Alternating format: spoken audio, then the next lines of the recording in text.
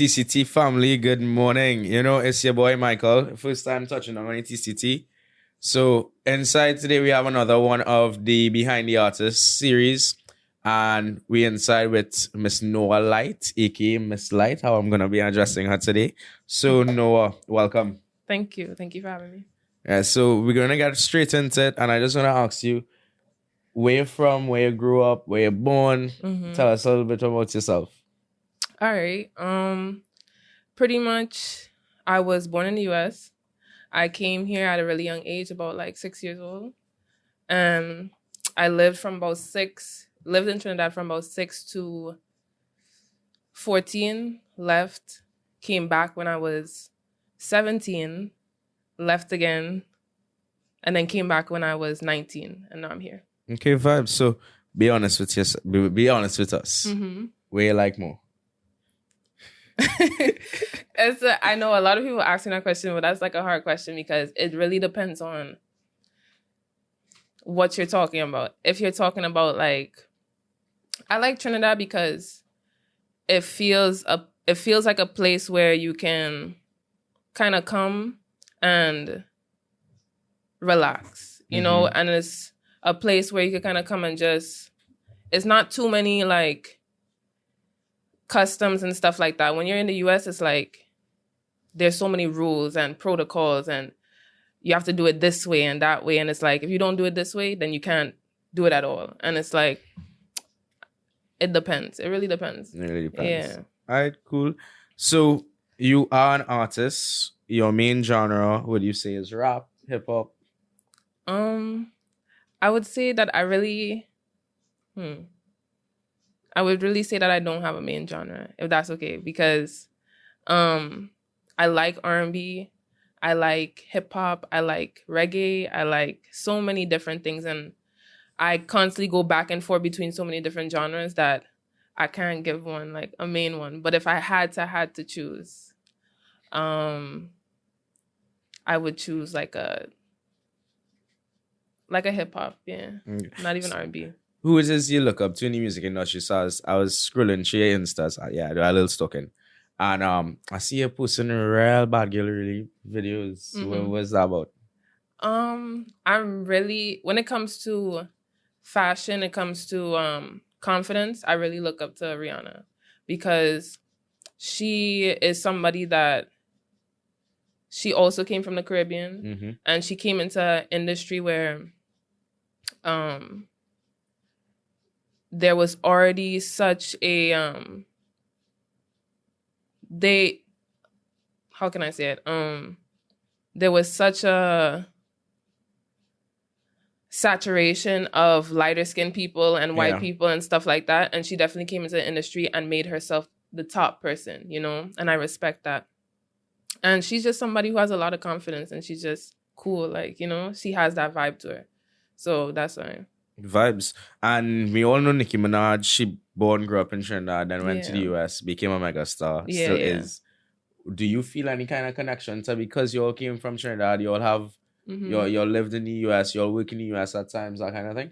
Yeah, definitely. I always feel a connection to her because she is somebody that just has really broken a mold. And especially when she came into female rap, she totally changed the game of just rap in general. She didn't just change female rap, but she changed rap in general. So with her coming from Trinidad and then coming into American industry and creating herself, she's just another, just like Rihanna, put herself on a pedestal, is really a game changer. And it's somebody that I look up to also. Vibes. Yeah. So one thing I want to know, we want to know more about you, Miss Light. What is your typical day like? What is the... Nothing. I was gonna say nothing, but I'm well, that's not true. But I am somebody who's really into my craft, who's really into music. Most of my time, if I could spend 24/7 just listening to beats, writing, doing something that has to do with my music, I would do it, you know? But obviously that I'm not at the place that in music where I can do that 24/7, you know? And hopefully it gets there someday, but right now it's as much time as I could put into my music, I will. But outside of that, I do work. I do actually into real estate and stuff like that. Okay. So I do that on the side and try to use that to fund my music constantly. I get that because a lot of these days, a lot of people have passions and goals and dreams, and it's always it's a nice backseat. But you had to take something to just fund it because, so like Of for me, course. for example, I'm into photography, and it's expensive. Yeah. So you have to have something to support it, whether it's to buy equipment, that kind of thing. Definitely. And where did your passion for music start? Did you grow up in a musical family? You just always been around music. You remember you was a child and you listened to the song. You was like, "Damn, that's me." Yeah. What's the story behind that? It was definitely. I grew up in a musical family. My dad is actually still in a band in the U.S. in D.C. And my mom, which is deceased now, she actually spent most of her life trying to become a singer. Okay. And my brother was in another group. He was in a group called Diallo Brothers. Yeah. Diallo Brothers. And they were like a African group. Mm-hmm. And he was the only like he was a / Trinidadian American kind of thing. So he brought that to the group, and it's me. Okay. But most of my family, we do music. Okay. And do you play any instruments? I really have tried, but I realized that right now my voice is the only instrument that I will really like be good at right now. I feel that because I tried steel part in primary school. Yeah. And one time you arranged a pelt while the people man was like, "You're playing." And then and my brother is a damn good piano, say man boss. I just can't play. Right. I'll take my father will guitar, fix it up, I strum some 2 notes, realize my fingers not long enough. Yeah. But we start on dog. So you see where I have in mind as well here. Yeah. But yeah, and I think everybody have the different passions and talents, and when it is you find what's yours, you really get the joy and thing. And right. What do you feel when it is you hop into the studio and you lay down a new track, or you just listen and you feel some fire? Like, what does that feel like? It's, to be honest, I've always thought about this. It's just a undescribable feeling. Like when I think about when it comes to the studio and me being in my room and writing alone, I would say that feeling of being in your room or being in your own space and like just vibing to a beat and just writing whatever comes out your mind and just really feeling it is an undescribable feeling. I can't even say, because it's just like this rush that you get, especially when you hear a certain flow that you go with, or a certain way that you say a word, or a beat that you just know and it clicks just like that, and you get a song automatically. That's I wouldn't trade it for anything. And besides music, you have any other passions? Anything else you're into? I would say I'm really into dance, but only in my room by myself. The thing is, right, I've been telling myself that I want to really get out there and start coming out of my comfort zone. Mm-hmm. And I think that's the whole part of being an artist. You have to learn to come out your comfort zone, because as you grow and the higher you get, you're going to have to do certain things that you didn't do before. You're probably going to have to do a music video, and you're probably going to have to dance in the music video, or you're probably going to have to have a guy there, and you're probably going to have to get comfortable and stuff like that. So having him as like a, they call it video vixens or whatever, mm-hmm. and so get used to that and being around people, talking to people, because I wasn't always like this. I was actually a really, really shy kid.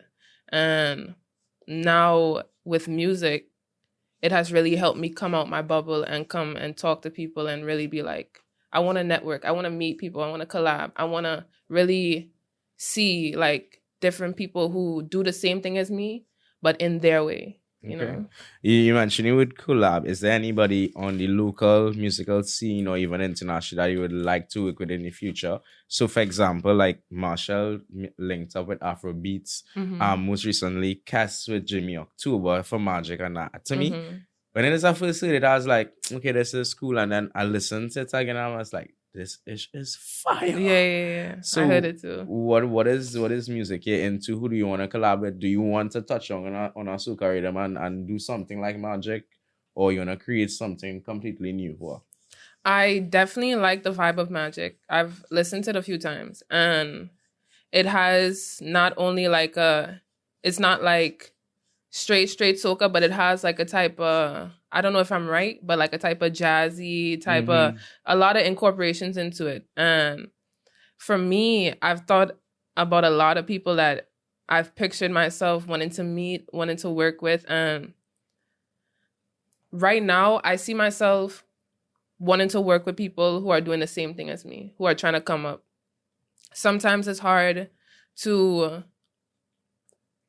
be in a position of coming up, and then you want to work with like the most popular person, Drake, Nicki, Marshall, stuff like that. But then we forget about the people who are on the same level as us trying to come up at the same time. And you never know what could come out of that, So I think it's best, not saying that you can't work with popular people. If the opportunity comes, take it, but don't ever forget about the people who are trying to do the same thing as you, Okay, vibes. Yeah. So like, one thing I want to find out more about you. You said you grew up shy, and that I don't really understand that because I wasn't too shy. Yeah. I mean, I used to get nervous a lot, but I wasn't shy. Yeah. What was that like? What was growing up childhood like?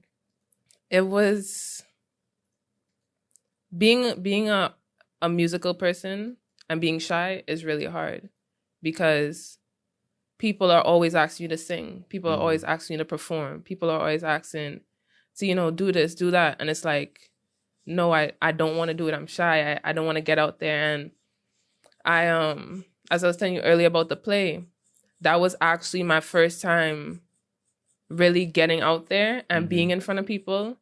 And I'm somebody who also, as shy as I may be, I kind of have this other side of myself that forces, like, that pushes myself out there to in certain opportunities that I may not usually want to be in, but it's like, okay, well, don't worry, just go and we'll think about that after, So, and then I'm also somebody who just believes in if something happens and you mess up, well, you mess up, and at least you learned, and you'll get over it, So, as shy as I may be, I'm somebody who still pushes myself into certain circles and certain spaces that I may feel shy in, but it's all right. Okay, vibes. Yeah. And so, like, I ran into cars. Mm-hmm. So my scariest experience was probably, okay, I hope my father listened to this podcast so I could say it. Going down the highway at like 1:40. No, people is listening to this. Like going down the highway really, really fast. And then you feel the steering go. Oh, I was driving, I was wetter. I was kind of vexed, but I was real feeling it because I ran into cars. Yeah. So I pelted on the highway really wetter. So that was something. And then like I went through a puddle of water and you feel the karting and it's like, ooh, this is fun, but this is not fun at the same time. Yeah. That's exactly what it is. What has been your scariest experience in the industry and just in life in general? The scariest thing is really this part that's happening right here, I think. Because I think a lot of artists deal with having huge amounts of talent and being scared to come out of their shell. Or even when they do come out their shell, they don't feel like they're supported enough. I think a lot of artists, when they're now coming up, they feel as if they want support from certain people, but not everybody is really on that bandwagon. And I feel like this part of my life right now, that's really scary because it's pushing me, because scary things do push you and they motivate you. But at the end of the day, it doesn't change how scary it is. And that's right now is really scary for me. The fact that I kind of have to go through this not entirely alone, but mainly alone, you know? So that's probably the scariest part. So you said you have your dad, he is still in a band. Mm-hmm. You have your brother who was in the Allo Brothers. Mm-hmm. So you clearly have musical inspiration around you. Yeah. But where does your own motivation and inspiration come from? Like, Mm-hmm. is that when it is you go to write, you know, like Wiz or Snoop Dogg, they have to smoke before they go Yeah. and write, or whatever the case might be. What is your thing? What gets you in that zone? Is it life experiences? Because we will get to that because your music, as listening to us, like, Yeah. yeah, boy. But like, what is it puts you up to write and just do your music? It all comes down to a vibe. It all comes down to my energy. And not saying that if I'm in a really good mood, if I'm in a really down mood, doesn't mean I don't write at all. It just means that I write more sad, slow songs. If I'm in a good mood, then I write more hype songs, you know? And it all comes down to just how I feel. But I have been such in a routine with writing recently, that I kind of, there's days where I won't even write at all. I won't even sing. Mm-hmm. I would just kind of like sit down and just listen to beats all day. Or there'll be certain days where I won't write, but I'll listen to beats and I'll just like harmonize with the beats and do ad libs and just kind of practice my tones and all that stuff. So I think I just have that whole musical passion in me so much where it's now has become me. So if you turn on music, if you turn on a beat, it's like I'm already there, you know? So I feel like that's where it comes from. Okay, lit. So we want to get to know Miss Light. Yeah. You could cook? Yeah, definitely. Definitely. What's your favorite thing to cook? To be honest, my favorite thing to eat though is curry chicken. So I had to learn how to cook it. That. So everybody loves my curry chicken. Really? Yeah, my sister too. So that's true. Nah, I love a good curry. Like, yeah. At some point I was like, this idea fine. A girl that could cook curry good. Or you marry an Indian girl. True. Is one of the two. Yeah. Definitely, I understand how you feel. But I cook a lot of different things. That was another passion for mine that when I was in the US around like between 18 and 19, I stayed for about 9 months. I was trying to start up a catering business. This was before I got back into my music too hard. I was trying to start up a catering business. I did like curry and stew and even American type foods and stuff. And a lot of people was into it. But something was telling me like, even though you like this is not your passion, you know? Yeah. This is something that could be a hobby. This is something that probably when you reach your passion and you make money from your passion, then this is a business that you can open on the side, you know? And that is something that I really had to tell, that's the whole part of yourself. You have to know like what path to go down and how far to go down that path and stop and go down a different one. And I think that's what happened. Okay. Yeah. So after you hit Billboard #1, we could expect definitely Light Restaurants. Yeah. If definitely. it is you using my own credits, just say what did I name? I actually named it. My catering business was called GT Hub. GT Hub. And it was for like Get True Hub. That bad. Yeah. So, what has been your most successful moment in music right now, and what's been the lowest low? And what does the comparison feel like? I would say my highest right now is probably me. Like I remember, wow, I was actually just thinking about this 2 days ago. I started this whole music thing probably like really putting on my music and trying to record probably about 6 months ago or a little bit before. And I remember when I used to actually sit in my room and have like an iPad and half of the screen was cracked. And I used to use GarageBand and record through a headphone and try to put my music up. And I was really trying to learn how to mix and master and do it. And I didn't care how it came out because I was like, at least I'm getting to do my music. And as time passed, like I started to be able to go to the studio. I started to be able to make enough money to not only go to the studio, I was in my, as I was saying, I was in my room on a half cracks iPad screen trying to do GarageBand, looking up on YouTube videos how to mix, how to master on GarageBand. And it was so crazy. Like, it's sometimes when I think back about it, even though it was just like right there 6 months, I finally got to the place where I was making enough money to record. Then finally when I record, people actually was into my music, you know, and these were songs that I was holding on to for years, you know, trying to record. And finally I get to the point where it's not even about, the highest moment for me is not even about how popular the song has got. The highest moment for me is really how far I've reached and what I'm able to do now with my music, you know, and how I'm able to kind of control my career now, you know, and I'm not stuck in a bubble. But I would say that was the lowest point for me. But it was also a really teaching moment because it shows how I was able to push and push and push and be able to stick to something. Because for me, I'm somebody, if I really am into something and I like something, I stick to it. And no matter what the circumstances, I'm going to keep on trying to learn in any type of way. So, yeah, highest moment is probably now because I'm able to do what I want to do, in the lowest moment was probably that cracked iPad. So, yeah.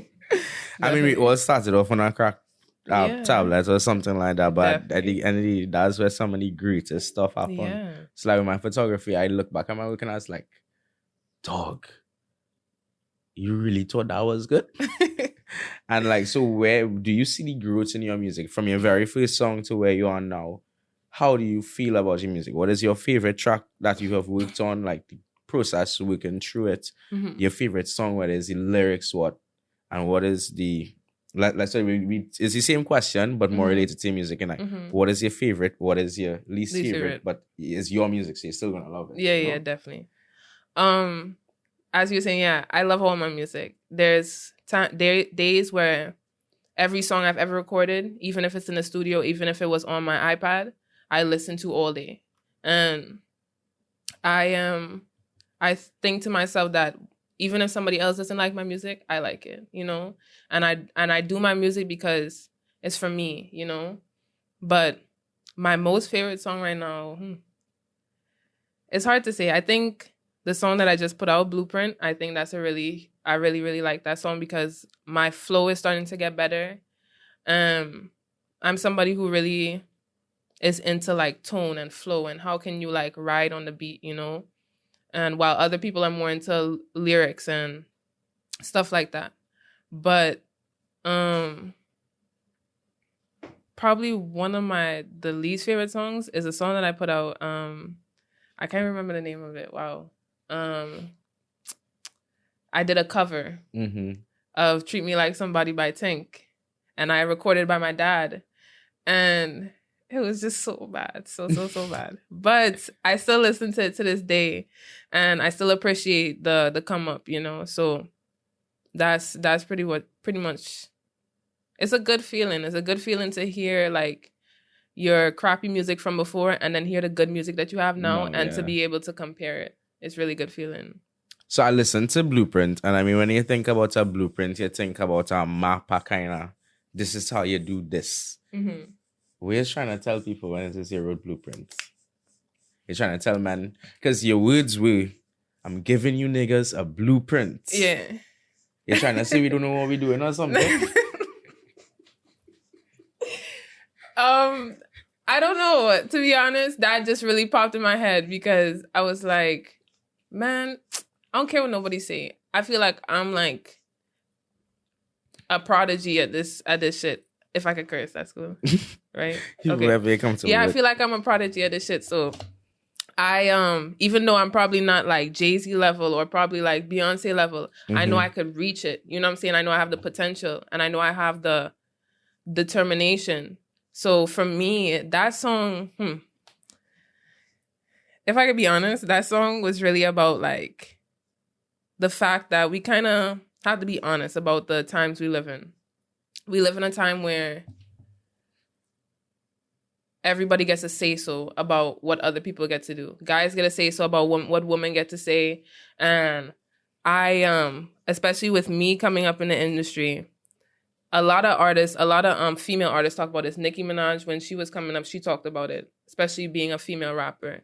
And it was pretty much about like, guys, like, come on, like, relax. You know, I'm giving you the blueprint. I'm good at what I do.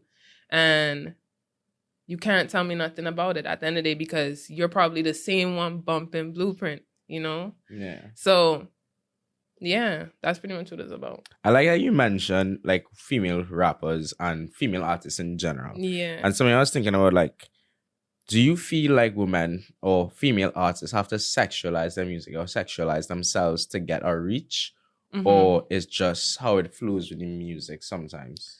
I think that it depends on the person that you're looking at. For me, there's times where actually, most of the time when I freestyle, I sexualize my music a lot because that's just, you know, there's some people who are more okay with that side of themselves because let's be honest, we're all sexual beings. That's normal. So there's more people who are willing to live in that space and be more truthful with that space, and there's others who want to not necessarily talk about it. So when it comes to female rappers, I think that guys have been doing it for so long, and it's like, do you expect no woman to talk about it? Like, we do it, you know what I'm saying? So it's normal. So you can't really tell us like, well, you know, they're just doing it because they're trying to sexualize. No, it's my body, you know what I'm saying? When guys was like, guys still do it. When they have video vixens and they do all this and they what's the word that I'm looking for? They put us in videos or stuff like that, and they make money off of those videos. You're technically using our body to make money, so why can't we use our own bodies to make money? Yeah. You know? And I don't ever see that as an issue. Whoever wants to talk about it and they're speaking their truth and they really buy it, like when you look at artists like Rihanna, or you look at artists like Cardi B, or you look at artists who are really talk about sexual stuff, but that's who they are as a person, you could tell, then yeah. But if you're somebody who's literally, you could tell from truth, real to fake, and you will be able to see when somebody's just doing it for clout or somebody's just doing it because that's what they want to talk about, you know? Yeah. So for me personally, I feel like it just depends on the mood that you're in. Sometimes you'll be in a mood to talk about that stuff. Sometimes you'll be in a mood not to talk about it at all. You know, it just really depends. So I know you really like Rihanna. Mm-hmm. How to put it? What's your favorite Rihanna song, like old or new? What's your favorite Rihanna? If I could be really, really honest, we were just talking about sexual stuff, but I would say Rihanna's Sex With Me.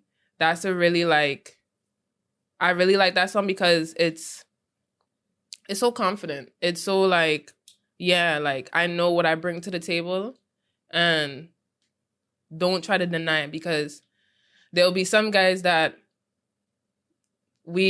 especially with like young adults and young guys too, even though old guys probably do it too. There's some immature old guys, and even females do it also. We'll be so attached to something or somebody, and then when that person rejects us or it doesn't go the way we want, we turn back and be like, oh, I never wanted it. So it's like, I feel like that's kind of what the song is about also. It's like, you know what I bring to the table is good. Like, you know what I'm saying? So don't try to deny it. So I'm going to make a song about it and you're going to listen to it every day. So, yeah. So like, as we talking sexual music, like probably my favorite is Diced Pineapples. Okay. Like that whole little intro monologue, I was like, yeah. Dog, this is fire. And then the time I was driving on a Sunday and on the radio stations, they play us as a slow something on a Sunday. And they played Maxwell, This Woman's Week. I am driving, I'm just like, dog, this is it. Like that song, I know what you're talking about. I know the feeling that you get from the song. Yeah, it's insane. And I'm there and I come out, it's still, my body just rolling into it. Especially that little falsetto that he hits in the beginning. Yeah, I know. Exactly. I'll try, but I'll just embarrass myself. So I'm not gonna try. So as we're talking on that, in your music, in your song, Smoke. Smoke for a Minute. Smoke for a Minute. Yeah. You were like, you got very provocative and you were just real. You were raw and intense. Yeah. Like, was there inspiration? You just felt it. And was it that you're playing with the guy's head because Mm-hmm. you were like, where you at, that kind of thing? So a lot of people who hear that song, they think it's about a guy. Mm-hmm. It's actually about a female. Right. And I think in my head that like it was just like that was just supposed to be like a crazy song, just like an out there song. Yeah. And it wasn't something that there's certain, you see, when it comes to music and stuff, a lot of people think that everything has to be deep and everything has to be like, yeah. And sometimes songs could just be like, whatever. Like, you know what I'm saying? There's songs that Baby Shark, but it's like Infectious. the most popular song everywhere. And it's like, because it gives somebody a feeling. Yeah. So sometimes you want to give somebody a song to think deep, but then also you want to give somebody a song to just vibe and feel, you know what I'm saying? So I didn't think too much in that song. I was just saying how I felt. And it was, most of it is like a freestyle. So it was just me just saying whatever.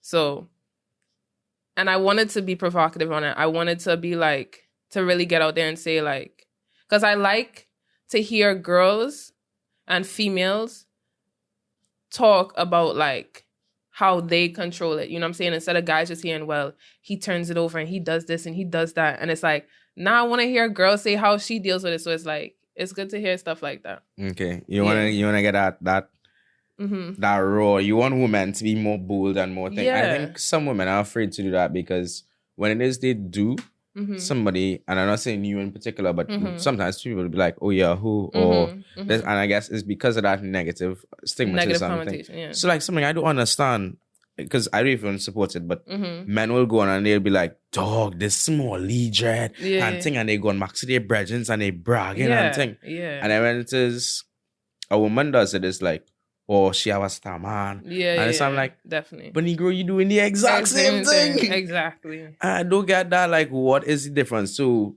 like, and what's your view on that? Like, do you think it's society, it's the culture from your grandparents' time? Yeah. And I feel like the mold is breaking and like people are just being more open and stuff with it. Definitely. But like, what is your view? Do you think it's the old people that how we so or what? I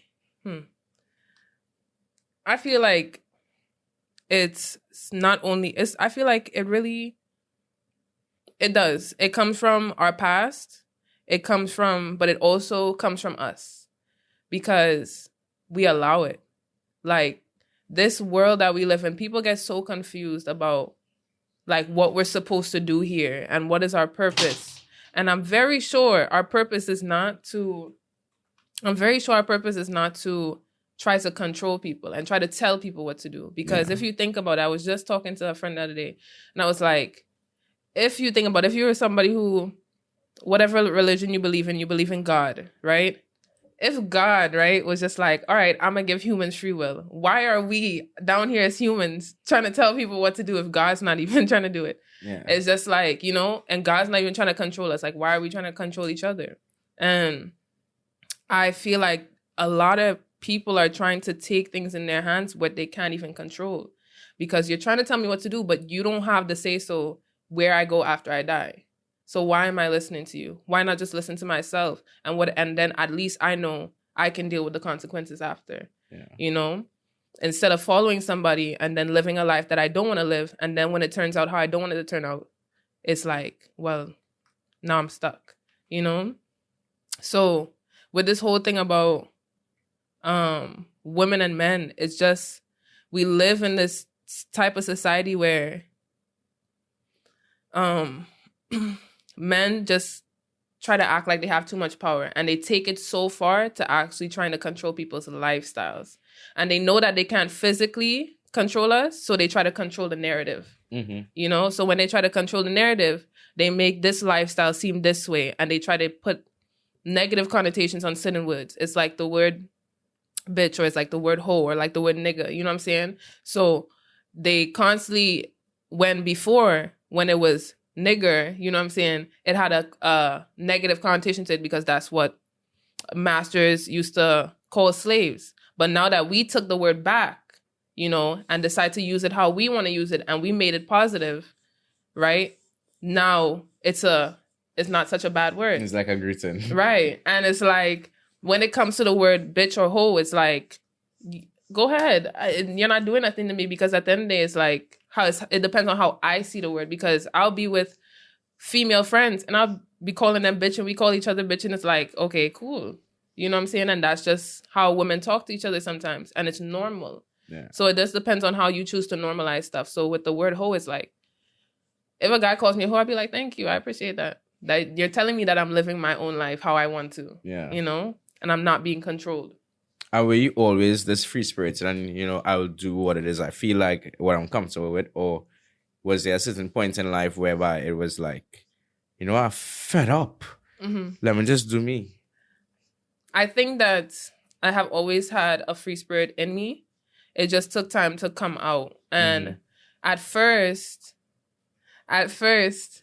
when I was younger and I was like 12, 13, 14, I was horrible, man. Like, I went to Brazil Secondary, and there was a time I brought like alcohol to school, and like we got drunk, we poured it around the class, and I got suspended for like a week. Bruh. And then like after that, like, you remember when Kamla like gave us laptops and stuff like that? Yeah. So I got reckless and I just threw my laptop in the trash can. I was drunk. So threw my laptop in the trash can and was just like whiling all over school. And I always been that way. And now that I'm starting to grow up, I'm trying to learn how to control it, because sometimes you have to be able to grow up and know when certain decisions, as you can be free, but don't be out of control and don't be like crazy. So me growing up, I'm now trying to learn how to be more in control, but still be free, you know? And that just is something that's really important, because it can lead you to making wrong decisions, put you in wrong situations and things that you don't want to be in. So yeah, I've kind of always been this free-spirited person. Yeah. Two things I want to ask coming off from that, like, so like for me, like I totally relate, like I said, you know, you need to grow up at some point to learn when it is to do certain things. So like for me, I could pull from a recent situation, like I love soca, like Carnival is me. The only reason I do play with tribal humans because I don't have any money fit. Right. Lower their prices. Yeah. But I will go on the, like I went on the Avenue Carnival Tuesday, and when the soca take you. Yeah. And I so understand, because I used to play Kiddies Carnival. Yeah. And I remember Faye had a song, Drop on the Ground and Roll. I literally dropped on the ground and rolled down the road. And and as this I think is Kwame Weeks on Instagram and stuff, he's like, Trinidadians joke, you know. You can't tell a Trini to do, but I saw Carties jump on and say, sway, and everybody sway, you know, palance, and everybody palance. And it's just a real kicksy vibes. And where is it? And I think sometimes those moments are important. When it is you just catch a vibe, when you just do you. Go with it. You forget what people think. You forget what they say and anything like that. Because I overthink, in all honesty. Like, I'll be in a room and I'll be like, okay, am I talking to... No, actually, I just talk.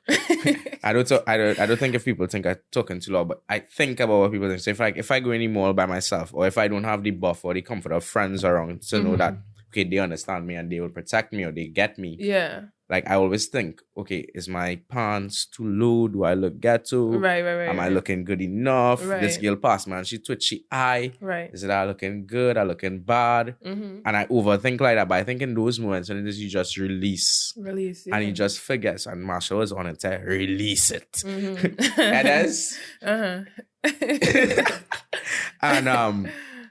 that's we in-house Marshall there. And and I think those moments are important because you just forget and you're just able to flow and just get in a vibe and enjoy you. That's exactly, I definitely agree with that. That's exactly how it's supposed to be. Sometimes we get so caught up in like society that we forget about life. And I think that life and society is two completely different things. I think that the world tries to grow us up to live in society, but it does not teach us how to live life. Yeah. You know? And life itself is, in my opinion at least, is just things that come natural, things that are free, things that are don't cause harm, don't cause hurt. And I think that, yeah, so I believe that life comes natural and that's just how it's supposed to be. And I think that when it comes to, like, even on my arm, I have tattooed acceptance because... I was not going to ask about it. Yeah, because the thing about life is that sometimes when you meet somebody and they live a certain life that you don't necessarily agree with, I think that once it's not harming somebody emotionally, mentally, physically, spiritually, in any type of way, then let them do what they want to do, If it's hurting themselves, then at least let them have the choice to do that, instead of trying to control somebody, because that's like us trying to now, as I was saying before, trying to give ourselves a control that we're not ready for as humans. Humans are faulty. Let's be honest. Humans make mistakes almost every day, but that's the beauty of us also, because sometimes the best things come out of our mistakes, The person that I am today came out of a lot of mistakes, and I would not be able to speak the way that I do if I did not go through the things that I went through. So, this whole release thing, yeah, it's a definite thing that we have to learn how to do more often. Like, we're so uptight. Sometimes we don't even realize, like, how tight we are sometimes, where we'll have our shoulders up and we're just like, just let go, like, release, breathe, take a few deep breaths every day, drink water and just be free. I don't know how else to say it, So, yeah. So, like, you touched on secondary school in Brazil, a little while. Yeah, definitely. What is your highlight? Because all of us have a secondary school story. So, like, I remember in Form 1, everybody excited, come from primary school and secondary school. And this guy, he joined the cricket team and he got his cup. Yeah. And so he was passing it around class, showing off, and everybody's like, why are you touching this and thing? And then our form teacher walked in and she's like, who owns that? And he popped his hand and it's like, mine's, miss. And she's like, you sure that's yours? And he's like, yeah, but I mean, it looking a little too big. And we went off just laughing for like 5 minutes straight. So, like, what was one of your enjoyable moments from secondary school? Wow. I would say there's so many, because I was kind of a loose cannon. But the thing is, Brazil secondary, I only went to school Form 1 and Form 2, I left and went back to the U.S. Right. And I'm trying to think which one was more crazy, Form 1 or Form 2. I would say Form 2 was kind of crazy because Brazil has a dress code, right? You could only wear black shoes, I think. I remember. So there was times where there was a whole like month, 2 months that I just was not wearing black shoes, and they constantly had to give me slippers every day.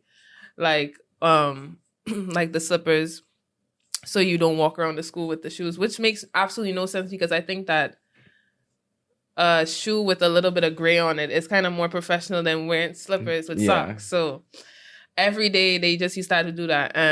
There were times where class would be going on, like math class would be going on, and I would literally just walk past the class, look inside, and just walk out, like, and that was the kind of things I was doing. I was really disobedient, just a rebel. So I think that I can't really point it. There was just so many, but those are the main things. Never used to go to class, outside, doing whatever I want. So yeah. Cool. And from speaking to you, I could pick up that you have some level of understanding of God and the afterlife and things like that. Do you have a set religion? You just it comes from your parents and your upbringing. What's that? In the beginning, I used to really be into. Most of my life, I've constantly changed religions, and it's because I've always been somebody who never felt set on just like one thing, And first it was at first it was Christianity, because I think most people kind of grow up in Christianity because that's kind of like the largest religion out here. And then it went on to Hinduism. I really got into, not Hinduism, sorry, Buddhism. Really got into Buddhism. And after that, was kind of like, just, you know what? I don't believe in God at all. And then I was like, moved on. I was like, nah, I believe in God, but for some reason, I'm not believing these books. And then moving on from there, I just was like, I'm just going to be spiritual. I'm just going to believe that there is somebody who created this world and created me and is looking out for me. But I just can't trust the books that they're putting out, you know? So right now it's definitely just a love and light kind of thing. I'm really getting more into like African spirituality and like what did our ancestors really learn before slavery, and what is like trying to figure out what the purpose of life is, and realizing that the purpose of life, to me at least, in my opinion, is unconditional love, unconditional acceptance, and stop trying to control people. And I think that that's main people's issue out here. We constantly have to give an opinion. We constantly have to give judgment. We constantly have to say something. And it's hard because we grew up that way.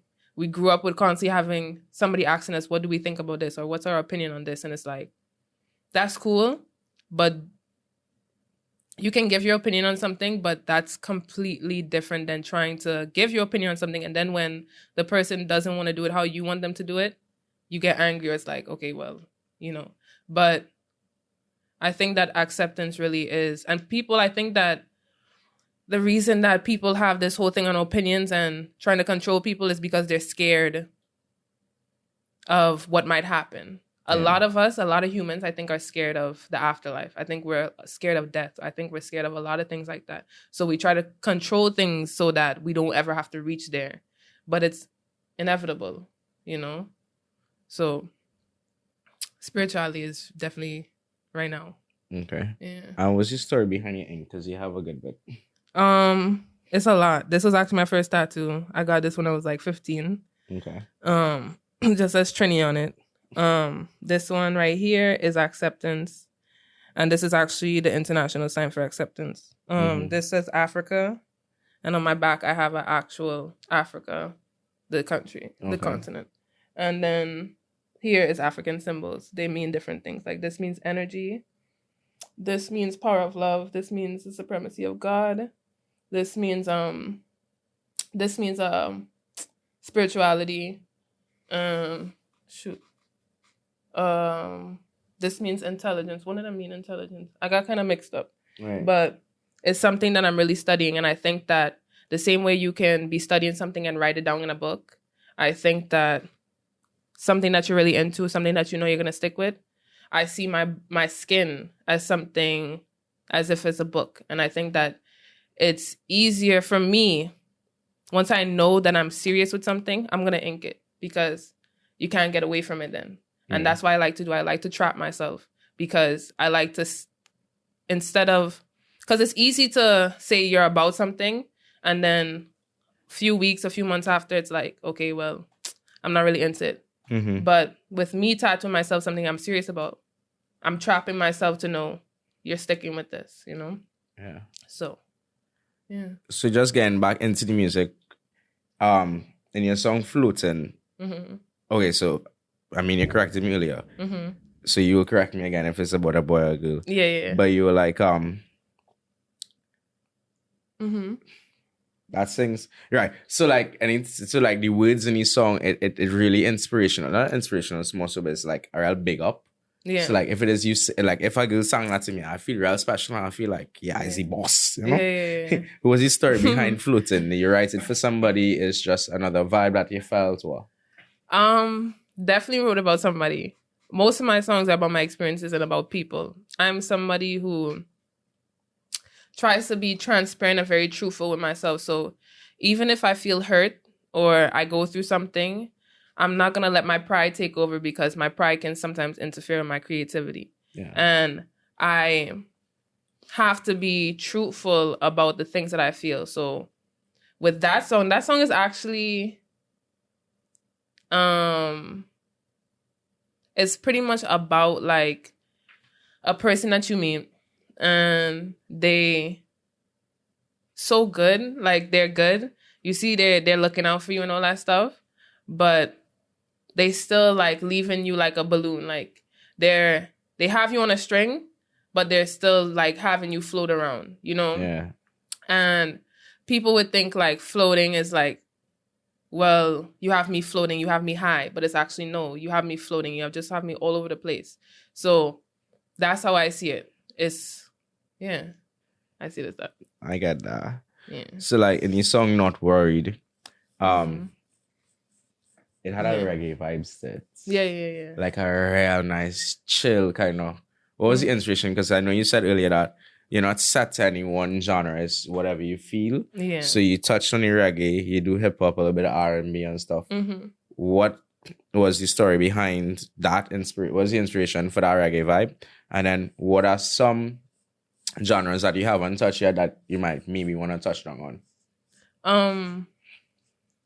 I would say the inspiration between I'm Not Worried is actually another song that I was holding for like years. Mm-hmm. It was a past relationship that I was in, and it was just like, I know exactly what I bring to the table. I know who I am, so I'm not worried. You could go ahead and walk away. I'll accept it.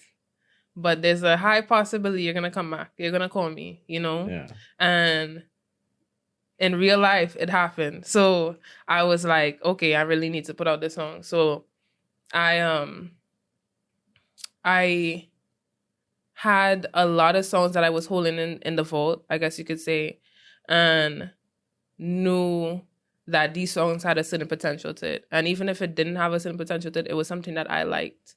And a lot, you were asking about the genres. There's a few genres that I actually want to work with. I want to start getting more into like a jazzy, few songs that are jazzy, few songs that are like more, if you listen to like Sade and stuff like that, more soft, like R&B, really, really slow, soft R&Bs. Trying to get into... Baby making songs. Sure. Baby making songs. And trying to really put more transparency about who I am and how I feel, like deep, and the pain and all that stuff, because everybody deals with pain. So there's always somebody who's out there who is going to listen to your song and relate, because that's why if you look, everybody has like a certain fan base. If you look at people like, obviously Nicki Minaj has a certain fan base, but if you look at slower artists like Jacquees, and you look at slower artists like Chris Brown, even though he does high tempo music, but he also has those soft songs. Or there's a lot of artists who are not really big, but people like on the like underground kind of know them. There's like this guy named Bryson Tiller. I think everybody kind of knows Bryson Tiller. So music like that is something I want to start getting into. Slow, really deep kind of music. Okay. Yeah. And you said something earlier, and it really made me think, like, sometimes people have so many regrets in life, but it's all mistakes that really shape us. So who I am today is because of those decisions that I made. Maybe I'm not proud or I'm happy with those decisions that I made then. Yeah. But once it is you love and you appreciate who you are now, you have to appreciate those moments, because at the end of the day, they shaped you in some way. They gave you some insight. So maybe somebody might tell you, don't do this. And you're like, okay. But until you do that, you understand why they say, don't do this. Exactly. And I think it's just part of the name and game of life. And I tried to, I work with a lot of kids. And as much as I try to teach them from my experiences, I've learned that some people just have to learn in their own way. Yeah. And to truly understand the lesson and the message. Yeah, definitely, I agree. So the song Forever Interlude, it was another deep kind of... Yeah. Was that like Smoke for a minute, whereby it was just a kind of wild vibes, or was that about somebody and it was just whole mood? That was definitely about somebody also. I am somebody who... How can I say it? I really like love. Yeah. I really like the feeling that love brings. Even if it brings heartache, it brings heartache. But sometimes we have to appreciate the type of love, the type of feeling that love brings, because even heartache has its own lessons in it, And I am somebody who, once I'm like, I guess you could say, in love with somebody, I tend to kind of make songs about that. So that song was just like a short song, but I wanted to make it catching and just like grab somebody in. So it had to be something that was just like, yeah, I feel it, you know? So it was like, if you ever listen to like Jacquees and stuff like that, how he makes his baby making songs, it's like that kind of grab, like, yeah, I know how you feel. So there's times where you'll just be in that mood, and that's a really, really, it's like a smoke for a minute, but it has a little bit more intent, you know? So, yeah. So one of my final questions is, what is the dream? Where do you want to end up? What's the goal? Is it that you want to be as big as Nicki Minaj? You will be content just doing music because you love it, or you want to be the next big thing, or you want to be the biggest thing in the world? What is your dream for Miss Light? It's hard to say because a part of me, I want my career to go far because this is something that I actually want to just do for the rest of my life. This is my passion. This is this is my craft. This is like my baby, you know? And